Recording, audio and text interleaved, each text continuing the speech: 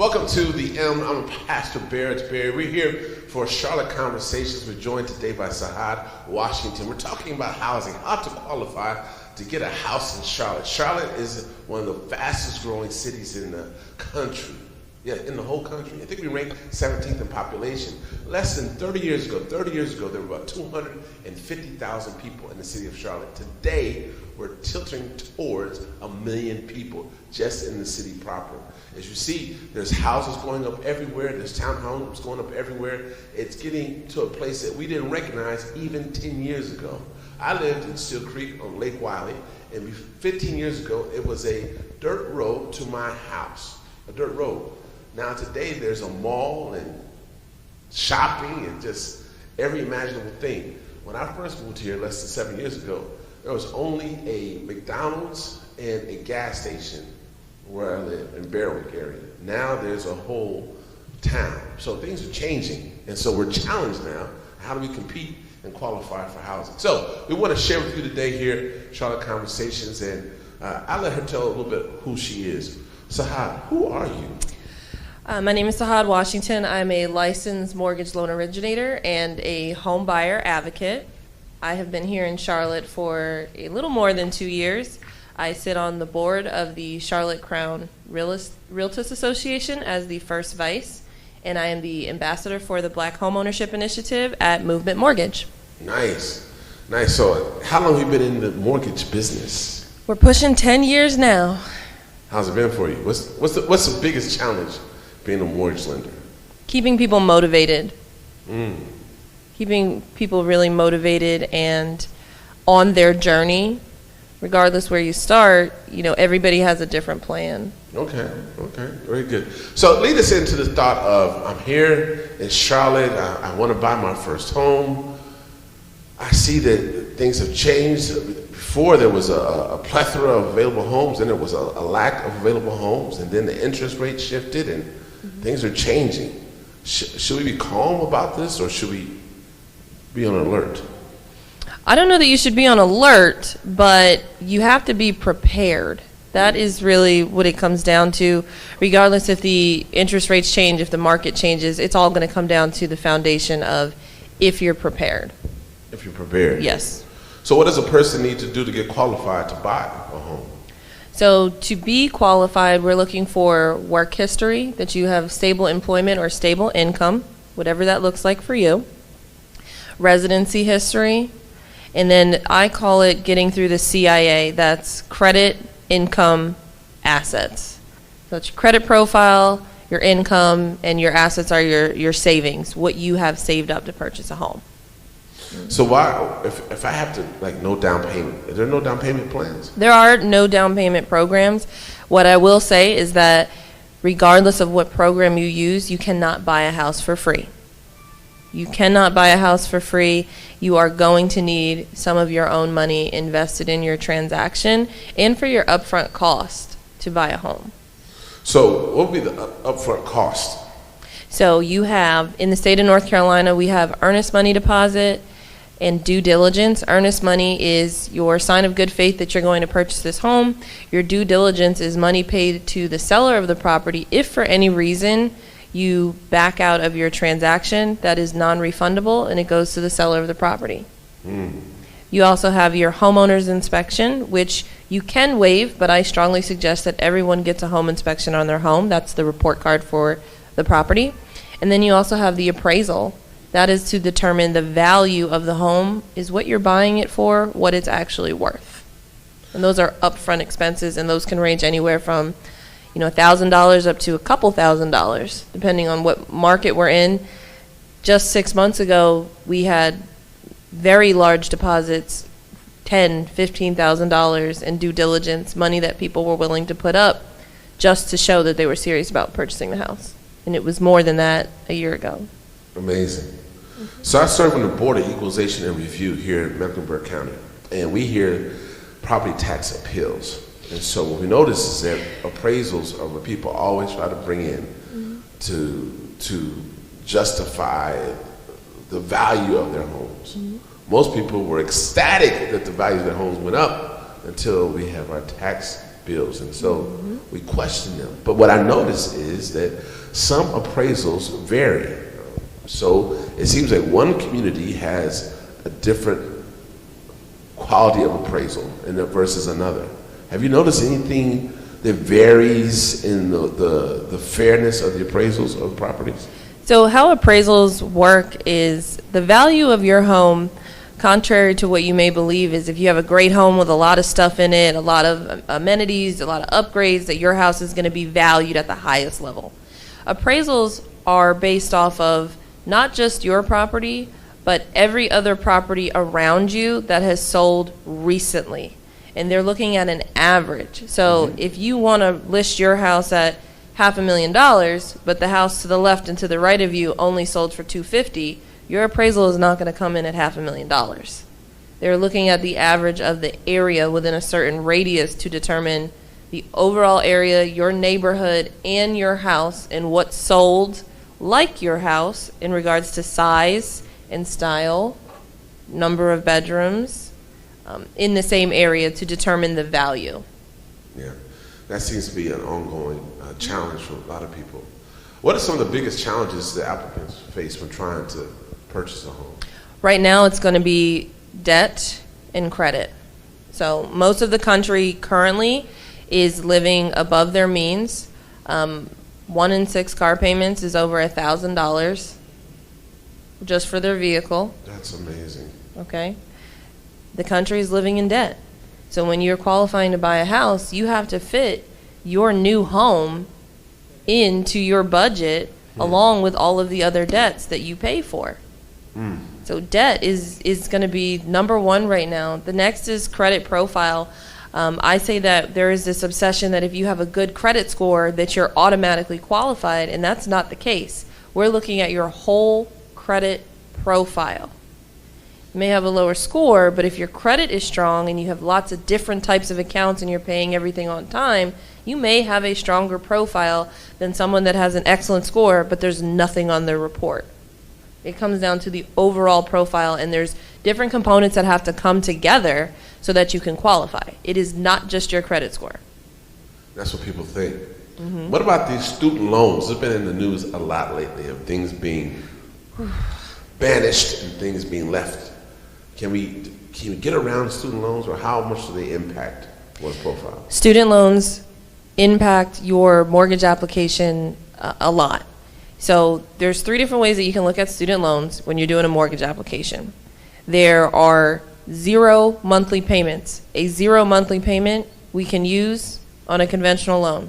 Deferment is not a payment plan. Deferment means just that. It is deferred. A 0 monthly payment plan means you're in an active agreement, and the student loan provider has determined that your payment will be $0 a month based on your income. That's a payment plan. If you're on neither, we look at either 1% of the overall student loan balance or 0.5%. Now, if you went to school, even just 1% of your total student loan balance, that can add up pretty quickly. And we're required to use that if you're not on a payment plan.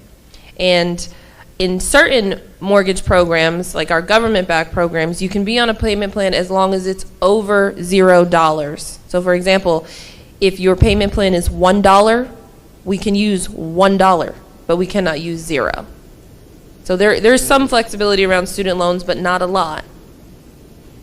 Repeat that again. You can use $1? Yes. So if you're on a payment plan, government-backed loans say, we can use your payment plan as long as it's not $0. So anything over $0 we can use. So hypothetically, if you got on a payment plan where it was $1, I can use that. But if there's no payment plan, I have to use either 0.5% or 1%. Now, in America right now, blacks and whites have a large disparity as far as home ownership. Yes. So what are some of the tactics that we can use as black folks in America to get homes? And I don't even know what the challenge is. I don't even know why there's such a disparity. So what do we need to do? Well, that's a fully loaded question right there, why there's a disparity. But for the sake of time, not so much a tactic, but what everyone can do regardless of your color, but especially if you are in the black and brown community, is to educate yourself. Understand your budget, understand that you have to save money, and understand that you need to pay your bills on time and have a strong credit profile. I can tell you with servicing majority black and brown community that a lot of the things that I see are around the fundamentals of financial literacy, and that's knowing your budget, being able to save your money, and paying bills on time. That is a lot of what I see.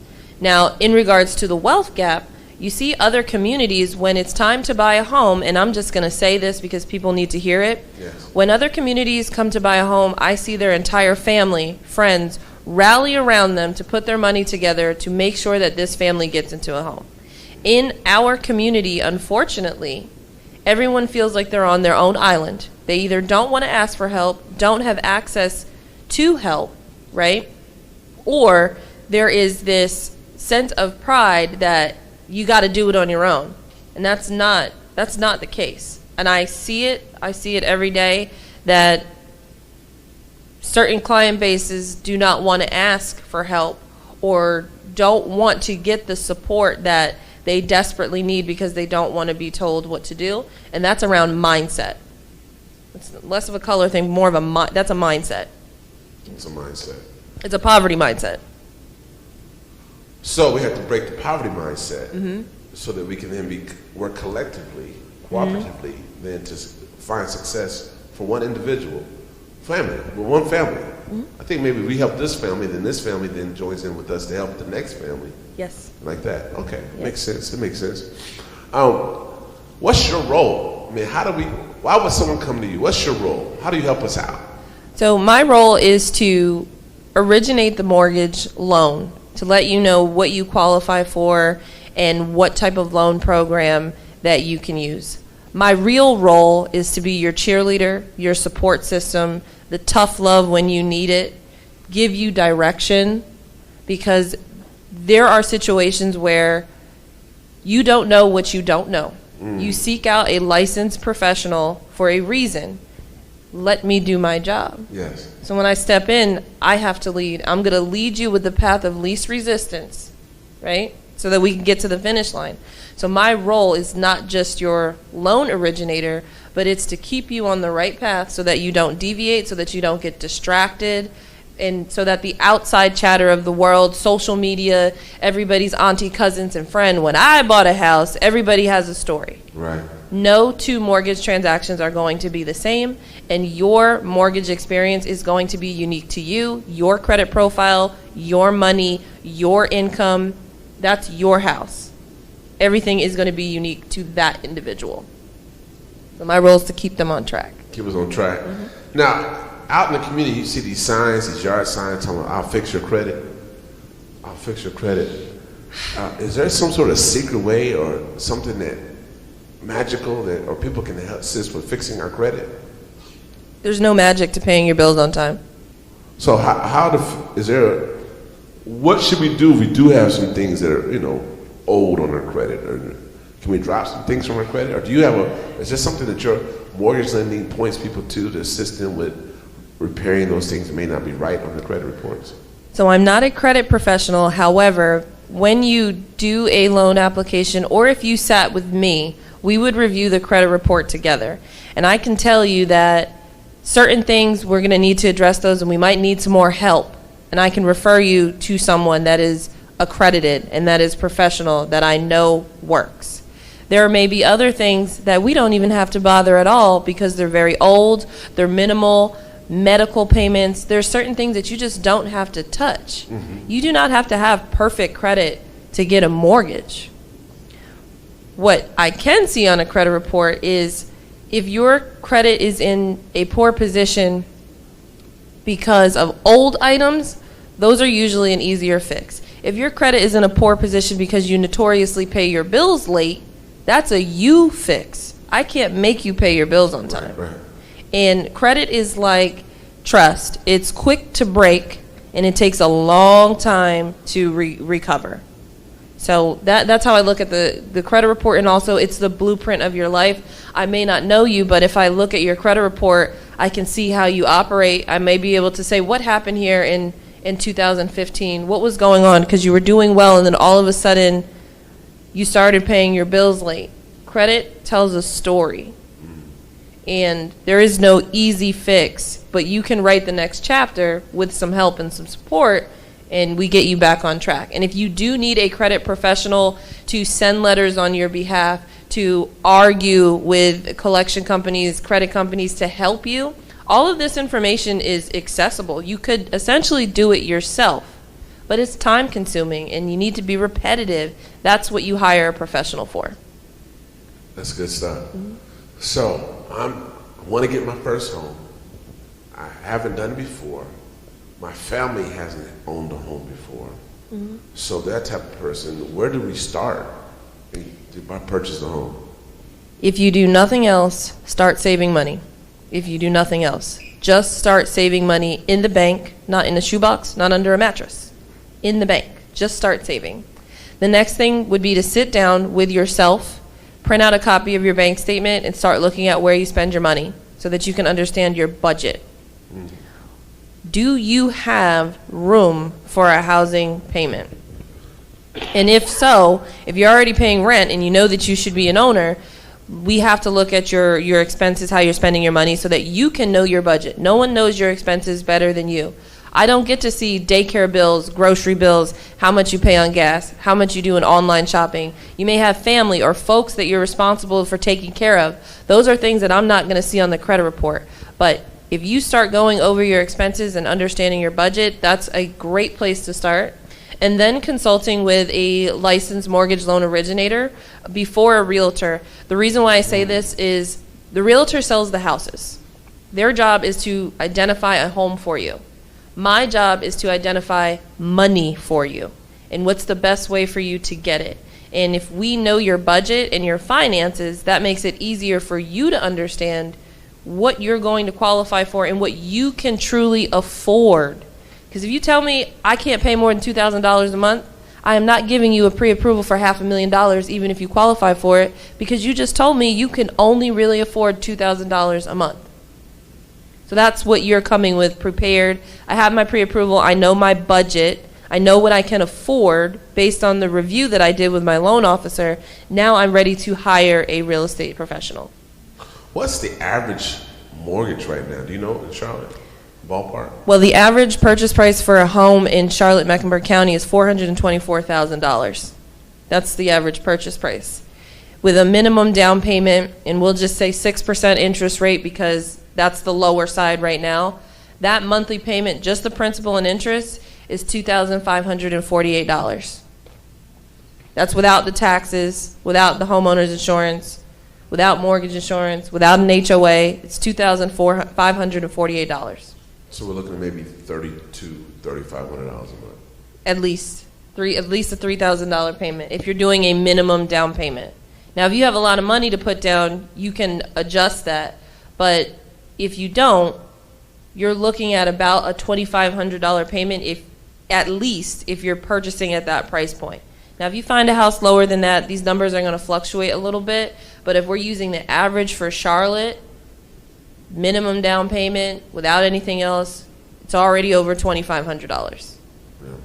What's the biggest obstacle right now to purchasing a home? And then now we identify the obstacle, what's the solution to purchasing a home in Charlotte?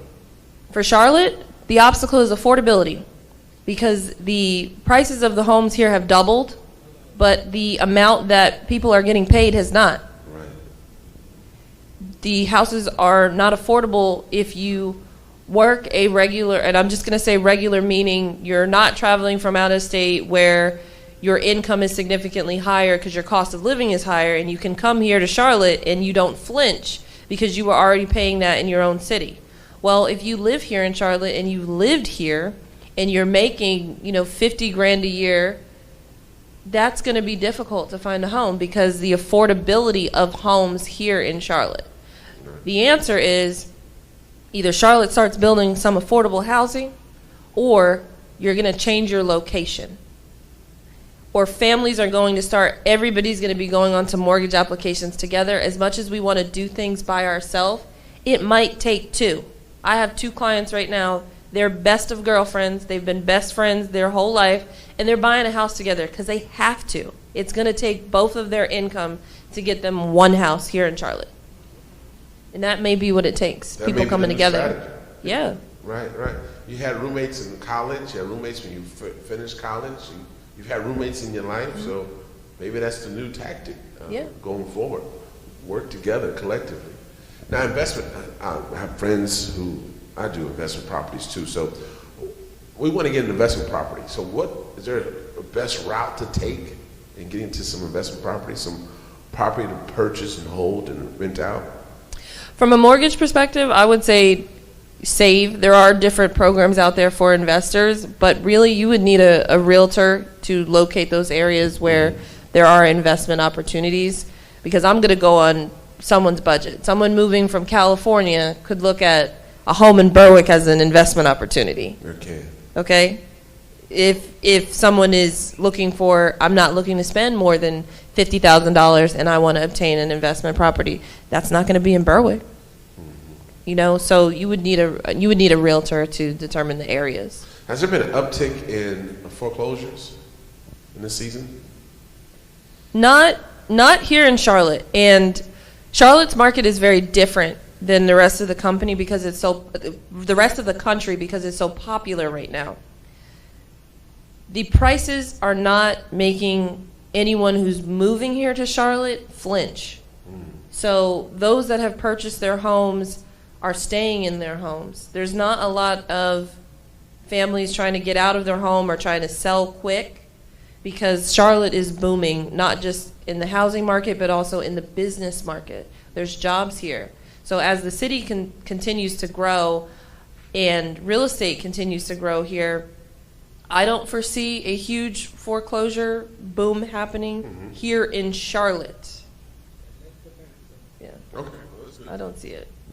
Well, that's good to know. What's the biggest conception people have about buying a home in general? That their process is going to be like someone else's process. Or, well, my mom said, or my aunt said, or my brother said, whoever the peanut gallery is, right? Whoever it is. Everybody's always got something to say when you're going to do your process. But thinking that your process is going to be the same as someone else, that's one. And paying attention to everything that you see on the internet with house hacking. Please, some of these house hacks will put you right in jail, okay? Because a lot of them are not house hacks at all. They're illegal. So that's a misconception, that you're going to house hack your way into home ownership, or that you need 20% down and you need A1 credit and you need a whole bunch of money in the bank. No, you don't. You really don't. No. You don't. Anybody have any questions out there? I see some heads. So while they do that, give us some insight in what neighborhood is popular right now in Charlotte? All of them. Okay. All of them. All of them. Is there there's not a secret neighborhood that nobody's paying attention to? No. Okay, well, I tried that one. No? All right, I saw a hand. Who had a hand? I'll start here and I'll come to you. Hey, good morning. Thank you for your presentation. I, like probably many people, have young people who are just finishing up college and wanting to forge ahead to home ownership, but may have been given the opportunity to stay home, save a little money, get their footing. How do they enter into the home ownership process if they don't have a rental history from like an apartment? Could I give them a letter, or how would that work if they're staying with a parent? So you don't need rental history to qualify for a mortgage. They're fine if they're living at home. God bless them if they're able to stay at home and save their money right now. They don't need rental history. If you wanted to provide them, a letter, if they're not necessarily renting from you, they don't need it. If they're living at home, they're living at home. That's okay. You can still apply for a mortgage without rental history. Very good. It's a question. You have a question? Hey, Sahaad, thank you for joining us today. I was wondering, as a first-time home buyer, are there programs that are available to assist with that first-time home buying process? Yes, lots of them. Lots of them. And each down payment assistance program or first-time home buyer program they're all going to come with their own set of requirements, whether they're directly through the financial institution that you apply with. They may have their own. There's also the county offers a program and the state as well. So there's going to be multiple programs that are available to you as a first-time home buyer. And as a second-time home buyer, you can still get down payment assistance if you are a second-time home buyer. And I want to say that to the camera. You can get down payment assistance if you are a second-time home buyer. Now, what about these programs that I saw a flyer for? If you live here for 5 years, I think we help you with your down payment, but you have to live there for 5 years. Is that a real program? Yes, and it's 15 years. So those are called soft seconds in mortgage world, meaning you don't feel them or see them, but they're there. So you're borrowing money from an entity. They're not going to make you make any payments on it.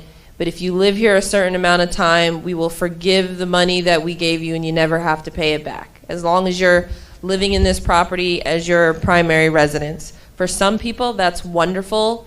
They're going to live there a long time. For others, they don't like the idea that if I move or if I make this a rental property so I can go on to my next home, I have to pay back a portion of this money. So there's each program has its own little set of requirements, and that's one of them. Thank you so much for your presentation.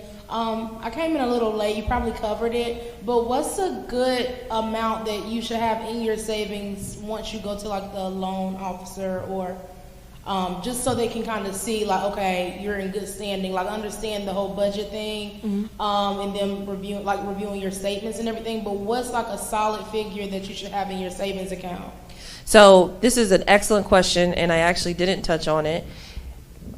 This is how you should save if you're looking to buy a house, with the intent that you're not going to use all of this money. We're going to try to find money for you. But if you save like this, for every $100,000 of house I want to purchase, I should save at least $8,000 to $10,000 of my own money, or I should have access to at least $8,000 to $10,000 of my own money. So if the house is $300,000, you should have access to at least $24,000. Now, the goal is that you do not have to use all that money. We're going to try to find you programs, especially if you're a first-time buyer. But if you save like that, you will be prepared in the saving department to buy a home. 100% if you save like that. That's a great question. So last question from me. What advice would you give someone who's just starting the process? Mentally prepare yourself to be disciplined, because it's going to take discipline on your side if you need to make a change. It's the worst feeling if you get excited to do something and you're told you can't do this right now because of XYZ. I need you to be mentally prepared to discipline yourself to make whatever changes you need to make to achieve homeownership. And most important, the only thing that everyone in this room knows for absolute certain, without a doubt, is that rent is going up. Okay? So if you don't do this now, if you don't put yourself on the path to get into a home, obtain a home for your family, creating generational wealth, you 100% will be in a position where rent is going up. And it's going to be continuous. It's never going to stop, because they don't need to stop. Somebody is always going to come along to rent. So until you make the decision to buy, no matter how long it takes you, rent is going up. That's real talk. Mm-hmm. And soon it's going to be as high as a... It is already that high. It's already that high. Right. Yes. Well, let's give Sahaad Washington a hand, please. Thank you. Is there a way for people to contact you if they're interested in utilizing your services? Absolutely. If you are on Instagram, if you guys have your phones, I am at The Mortgage Match on Instagram. That's my Instagram handle. And my phone number is 267-629-4181. And I'll have cards as well that I can give out to anyone that wants to talk, do a consultation. You don't have to apply. If you want to just sit down, do a soft inquiry to your credit report so you can get an idea where you're at, I am more than welcome to help you. I look forward to being a part of your journey. Awesome. Awesome. Give her another hand for that. To help us. We believe in generational wealth, to create that from this generation to the next generation. The word of the Lord says that you should be able to prepare for your children's children. And so that's your grandkids should live off of you. Hey, so excited about today. Next week we have a great program as well. We have someone coming in, Keisha and her friend. They're going to come talk about a wrap. What they show? Wellness Recovery Action Plan. Wellness Recovery Action Plan. It's going to be awesome. Everybody who attends next week will get a Wellness Recovery Action Plan. We'll deal with how to manage your stress and your depression and your victories. It's just going to be a great, great program next week. And then after that, we have another Leslie Ware, who's right here. She'll be having a conversation. There she raised her hand up. We're going to have the conversation. We're going to talk about sex. I know y'all don't talk about it at all, but we're going to talk about it, but we're going to do it from a clinical perspective in two Sundays from now. We're really excited about that. And we have other programs. CMS asked if they could come in August, so CMS is going to bring their leadership team here, and we're going to talk about education.